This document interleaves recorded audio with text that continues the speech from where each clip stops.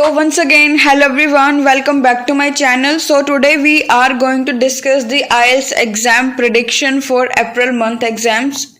अप्रैल में जितने भी एग्जाम्स होने वाले हैं मैं सभी की प्रिडिक्शन आज डिस्कस करने वाली हूँ. Basically listening, reading and writing.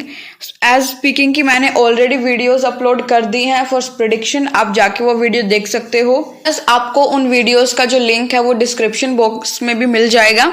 So without wasting any further time, let's start with the video. So very first module, that is listening module. So let's talk about the level for that.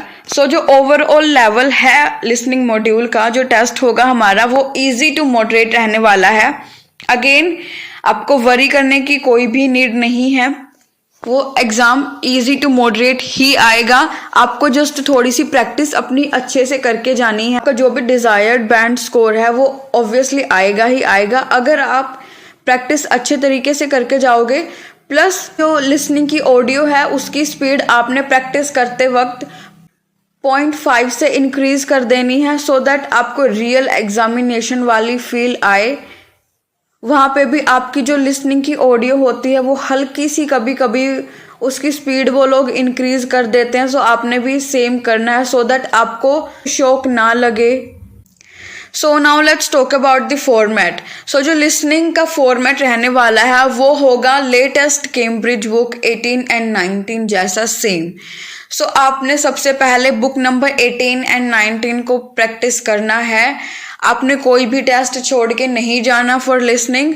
आपका जो level है listening का वो उन जैसा ही same आपको देखने को मिलेगा.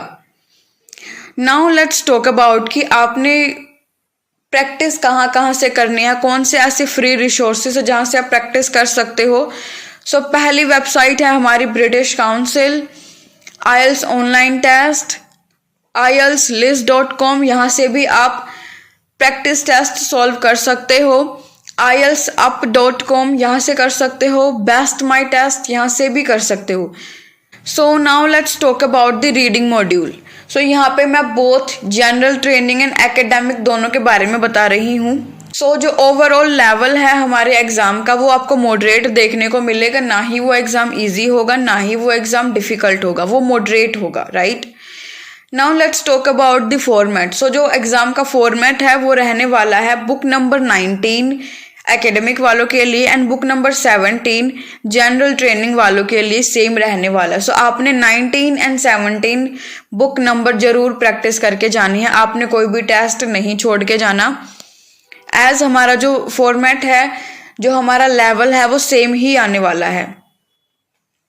एंड अगेन जो भी प्रेडिक्शंस होती हैं वो पास्ट IELTS एग्जाम्स के ऊपर ही बेस्ड होती हैं कि एग्जाम का ट्रेंड क्या चल रहा है, ओवरऑल लेवल कैसा आ रहा है, कौन से क्वेश्चन टाइप्स आपको देखने को मिल रहे हैं. सो आपने ये चीज़ जरूर करके जानी है. ठीक है, आपने अपनी प्रेपरेशन पर ज़्यादा फोकस करना है. Now let's talk about the practice material. So आपने ब्रिटिश काउंसिल से प्रैक्टिस करनी है, IELTSonlinetest.com से करनी है, मिनी IELTS.com से कर सकते हो. प्लस कैम्ब्रिज की बुक्स तो मस्ट हैं, आपको वो एक भी बुक छोड़ के नहीं जानी. प्लस जो मैंने आपको बताई है उसकी आपने एक्स्ट्रा प्रैक्टिस करके जानी है एंड आपका एग्जाम बहुत अच्छा जाने वाला है. Now let's talk about the writing module. So in writing module, particularly over here I am going to discuss about academic task 1. So यहाँ पे हमें 3 मेन क्वेश्चन टाइप्स देखने को मिलेंगे, line graph, pie chart and diagram.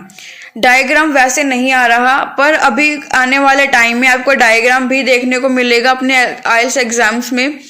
So आपने diagram की भी practice करनी है. And line graph and pie chart तो आपने छोड़ के बिल्कुल भी नहीं जाना because pie chart and line graph सबसे ज़्यादा इंपॉर्टेंट है, ये हर बार एग्जाम में आते हैं. Now let's talk about general training task 1 कि इसमें हमें क्या क्या आने वाला है. सो फर्स्ट राइटर हमारे पास आता है कंप्लेंट अबाउट अ प्रोडक्ट कि आपने किसी प्रोडक्ट के बारे में कंप्लेंट करनी है. कोई प्रोडक्ट आपको डिफेक्टिव या डैमेज्ड रिसीव हुआ तो आपने उसके लिए कंप्लेंट करनी है. ये लेटर आपको आ सकता है. फिर आपको इनविटेशन आ सकता है अपने फ्रेंड को इनवाइट करने के लिए अपने घर पे या फिर अपनी सिटी में.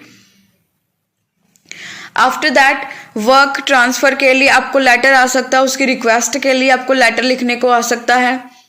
Lost item in public transport, कि आपने अपना कोई item, important item public transport में लॉस्ट कर दिया, तो आपको उसके लिए रिपोर्ट फाइल करनी है। सो आपको ये लेटर लिखने को आ सकता है। After that recommending a restaurant, कि रेस्टोरेंट को रेकमेंड करने के लिए कोई लेटर आपको लिखने को आ सकता है। अगेन आपका जो सबसे इम्पोर्टेंट राइट नाउ रहने वाला वो है फॉर्मल लेटर्स। फॉर्मल लेटर्स ज़्यादा आ रहे हैं राइट नाउ, सो आपने वो बिल्कुल अच्छे से प्रिपेयर करके जाने हैं, प्लस आपने इनफॉर्मल भी करके जाने हैं। After that complaint about noisy neighbours, कि आपके नेबर्स है वो बहुत ही ज़्यादा नॉइस पॉल्यूशन क्रिएट करते हैं, आप उस चीज़ से प्रॉब्लम फेस कर रहे हो, तो आपने एक कंप्लेंट फाइल करनी है, उसके लिए आपने लेटर लिखना है।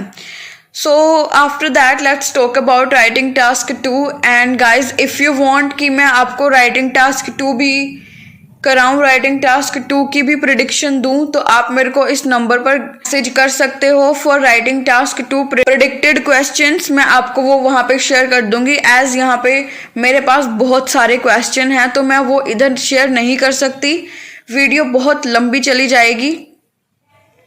सो आप मेरे को वहाँ पे DM कर सकते हो, I will share that. And plus अगर आप में से कोई इंटरेस्टेड है मेरे से ऑनलाइन क्लासेस लेने के लिए या फिर मेरा मटेरियल परचेज करने के लिए, so you can DM me over the same number जो आपको राइट नाउ स्क्रीन पे शो हो रहा है।